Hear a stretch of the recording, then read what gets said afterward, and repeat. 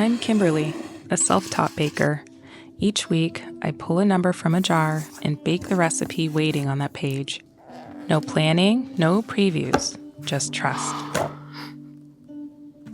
The recipe I pulled today is rhubarb scones. I just went grocery shopping yesterday and I saw that my local grocery store had rhubarb. So on a whim, I bought it because I knew I wanted to bake something with it. And I'm so glad I did. It looks like I have everything I need to make this recipe. I'll cover the instructions, then prep my ingredients.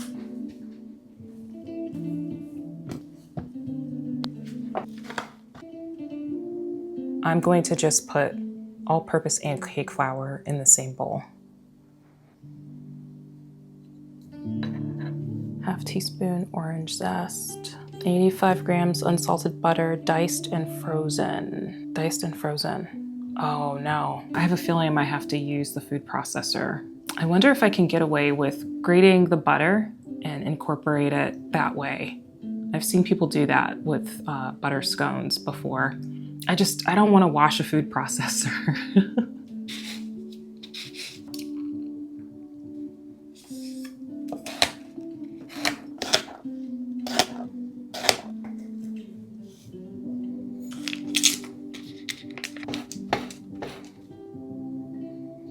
My ingredients are prepped and ready to go. Now I'm going to uncover the instructions to see how to make the scones. It looks like we're baking the rhubarb with sugar for about 40 minutes, and it's to release the juices and dries without browning. So it looks like we're drying out the rhubarb a bit. And I was correct in my assumption that we're using a food processor. I grated the butter and put it in the freezer, and I'm going to do all of this by hand. So we're putting the dry ingredients together first. Then we're adding the zest and the frozen butter. What I might do differently is mix the sugar and the orange zest together first, just so it releases the oils that are in the orange zest. Then I'm going to follow the instructions as it's written here, minus the food processor. Once we mix the butter and the dry ingredients together, we're cracking an egg in a measuring cup and then adding enough buttermilk to measure half a cup. And then we mix that into the dry ingredients. Stack it after we cut it into quarters and then roll the stack into a 1-inch thick square. And then it bakes for 20 minutes total. I think the drying out process of the rhubarb might take a little while. I will probably start the mixing process while the rhubarb is drying out in the oven. Time to start the rhubarb first. Then I'll do the dry ingredients while it's roasting.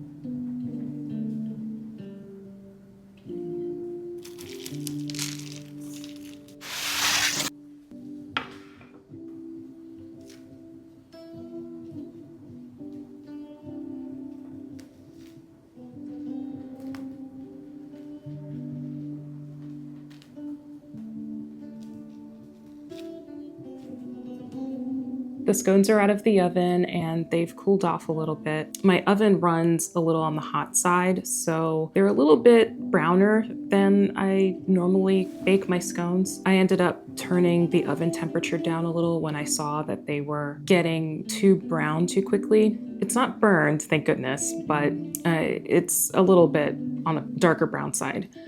I did sprinkle the demerara sugar on top, so I'm actually excited to take a bite into the scones with the crunchy sugar top. They smell pretty good. They smell like a typical scone. I found the process of drying out the rhubarb interesting. I wasn't really sure where the recipe was going when I was preparing the rhubarb. It was such a thick dice, so I was kind of confused. Not confused. I was interested to see where the recipe would go and what the author was going to do with the rhubarb. It dried out quite a bit. It almost had a hollow sound when I took it out of the oven. I was initially skeptical about the amount. I thought maybe more would have been better, but once I mixed it in and cut the scones, I realized that it was the perfect amount. There wasn't really a lot of sugar in this recipe. The time in the oven for the rhubarb may have sweetened it a little bit, so maybe it adds more sweetness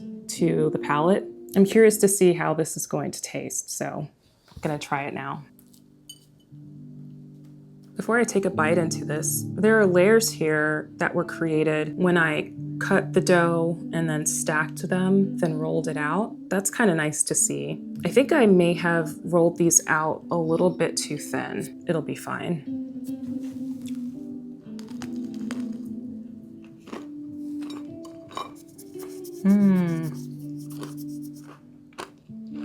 Oh my goodness. This is so delicious. Oh my gosh. So my suspicions were right about the rhubarb. It is a lot sweeter because it dried out in the oven with the sugar. It's not a very strong rhubarb flavor, but I'm so happy that this is just rhubarb and not strawberry and rhubarb. The rhubarb in here really shines. It's not too sweet at all. The amount of sugar was used is perfect. The crunch from the demerara sugar sprinkled on top is very pleasant. It is a little slightly overdone. I wouldn't say it's dry, but if I left it in the oven and on the baking tray a little bit longer, it definitely would have dried out. I really like the layers in here. It kind of makes it fun to eat. You can kind of peel it apart and just eat it slowly. I know I said that the almond and walnut brownie recipe was my favorite. I think now that I've tried this, it's a very close tie. This will be a seasonal recipe because rhubarb isn't available all year. You only can find it in the grocery stores in early to mid-spring. The next time I go to the grocery store, I'll probably buy more rhubarb and then prep this recipe and then freeze the cut dough just so I can have rhubarb scones all year around. I would recommend this recipe to anyone that is having trouble with using their rhubarb, especially if you grow your rhubarb and you just have so much that you don't know what to do with it. I would recommend this recipe. It's incredible. It really is. Thank you for trusting the process with me. If you'd like to bake along, you can find the cookbook in the caption. Don't forget to hit subscribe so you don't miss another episode. Take care. I'll see you next time.